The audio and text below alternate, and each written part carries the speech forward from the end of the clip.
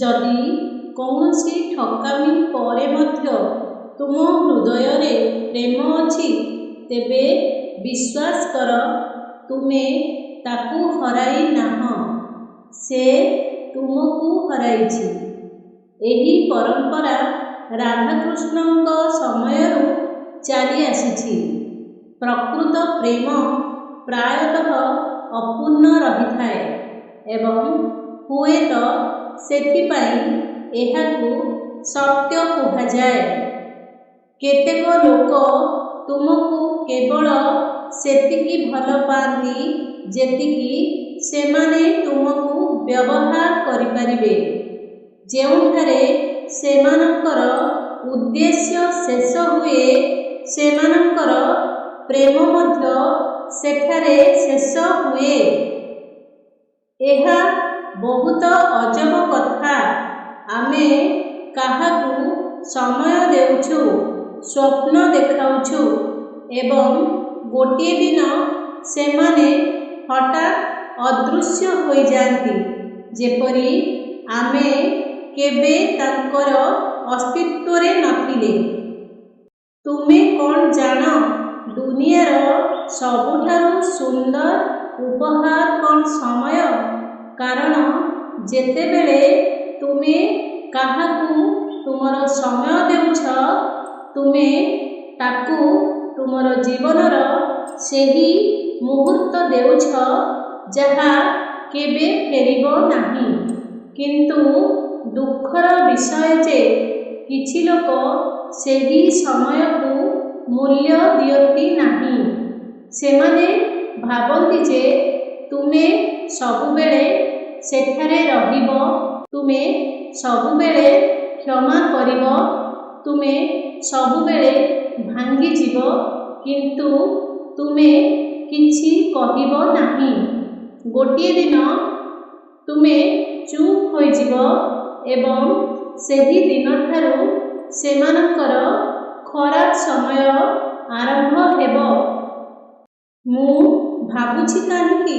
କାରଣ ଯିଏ ସବୁକିଛି ହରାଇଛି, ଏବେ ତା ପାଖରେ ହାରିବା ପାଇଁ କିଛି ନାହିଁ, କେବଳ ଜିତିବାର ଆଗ୍ରହ ବାକି ଅଛି। ଆଉ ମନେ ରଖ, ପ୍ରକୃତ ପ୍ରେମ ପରାଜୟକୁ ଗ୍ରହଣ କରେ ନାହିଁ।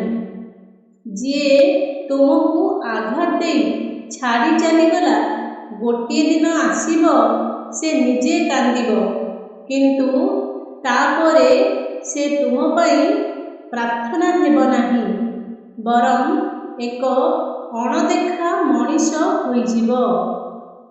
ତୁମର ନୀରବତା ତାଙ୍କ ପାଇଁ ସବୁଠାରୁ ବଡ଼ ଉତ୍ତର ହେବ, କାରଣ ପ୍ରେମ ହରାଇ ଜଣେ ବ୍ୟକ୍ତି ଧନ ପ୍ରସିଦ୍ଧି ଅର୍ଜନ କରିପାରିବ, କିନ୍ତୁ ଶାନ୍ତି ଅର୍ଜନ କରିପାରିବ ନାହିଁ।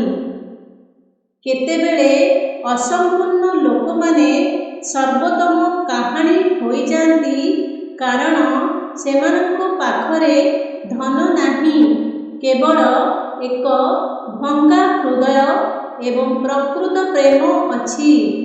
ଯଦି ତୁମେ ସତ ହୃଦୟରେ ଭଲ ପାଉଛ, ତେବେ ବିଚ୍ଛିନ୍ନ ହେବା ପରେ ମଧ୍ୟ ପ୍ରେମ ଅନ୍ତ ହୁଏନା। ଯିଏ ତୁମର ଶାନ୍ତି ନେଇଯାଏ, ସେ ବିଶ୍ୱାସ ଭଙ୍ଗ କରିଥାଏ, କିନ୍ତୁ ତୁମର ପ୍ରେମ କେବେ ନୁହେଁ। ପ୍ରେମ ଏତେ ଗଭୀର ଥିଲା ଯେ ବିଚ୍ଛେଦ ଆସି ବୁଝାଇଦେଲା ସେ ନିଜର ନୁହେଁ। ଅଭିମାନ ରଖି ଯିଏ ଦୂର ହେଉଛି, ସେ ବୁଝୁନାହିଁ ଯେ ରହିଥିବା ପ୍ରେମ ଶୂନ୍ୟ ହୁଏନି। ଯିଏ ଭଲ ପାଏ ସେ କେବେ ଛାଡ଼ିଯାଏନି, ଯିଏ ଛାଡ଼ିଯାଏ ସେ କେବେ ଭଲ ପାଇ ନଥିଲେ। ମନୁଷ୍ୟ ଭୁଲ କରେ, କିନ୍ତୁ ଯିଏ ମନ ଭାଙ୍ଗି ଚାଲିଯାଏ, ସେ ତାଙ୍କ ଆତ୍ମାର ଶାନ୍ତି ହରାଇ ଦିଏ। ବିଚ୍ଛେଦ ଏକ ଶବ୍ଦ ଅଟେ, କିନ୍ତୁ ଯେଉଁଠି ପ୍ରେମ ସତ୍ୟ, ସେଠି ସ୍ମୃତି ଅମର ହୁଏ। ସମୟ ଦିଅନ୍ତୁ। ମନ ଦିଅନ୍ତୁ, ଜୀବନ ଦିଅନ୍ତୁ।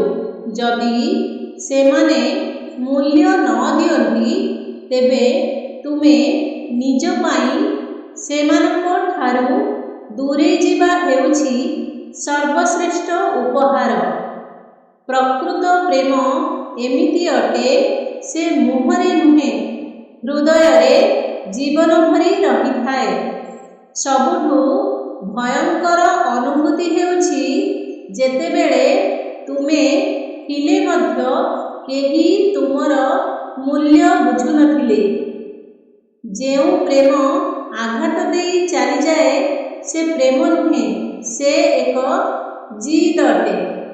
ଆଶା ଏମିତି ଜିନିଷ, ଭାଙ୍ଗିଲେ ମନ ଓ ହୃଦୟ ଦୁହେଁ ଉଜୁଡ଼ି ଯାଏ ଏବଂ ଆଗକୁ ଯେତେ ଖୁସିରେ ରହିଲେ ମଧ୍ୟ ସେ କ୍ଷତ ପୂରଣ ହୁଏ ନାହିଁ। ଯିଏ ତୁମ ସାଥିରେ ରହିଯାଏ ତାହା ଭାଗ୍ୟ ନୁହେଁ, ସେ ପ୍ରେମର ପରିଚୟ। ପ୍ରେମର ଆଘାତ ବୁଝାଇ ଦିଏ କିଏ କାହା ପାଇଁ କେତେ ସଚ୍ଚୋଟ ଥିଲା। ଯଦି ଆପଣ ମଧ୍ୟ କାହାକୁ ସତ ହୃଦୟରେ ଭଲ ପାଇଛନ୍ତି ଏବଂ ବଦଳରେ କେବଳ ଲୁହ ପାଇଛନ୍ତି, ତେବେ କମେଣ୍ଟରେ ଲେଖନ୍ତୁ, ମୁଁ ପ୍ରକୃତରେ ଭଲ ପାଇଛି କିନ୍ତୁ ନିଜକୁ ହରାଇବାକୁ ଦେଇନାହିଁ।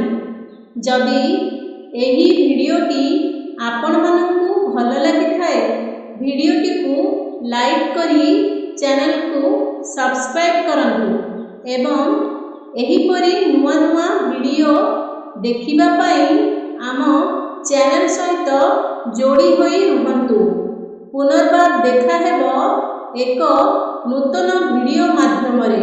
ସମସ୍ତେ ଭଲରେ ରୁହନ୍ତୁ, ଖୁସିରେ ରୁହନ୍ତୁ। ସେ ପର୍ଯ୍ୟନ୍ତ ବିଦାୟ ଦିଅନ୍ତୁ। ଜୟ ଜଗନ୍ନାଥ। ଧନ୍ୟବାଦ।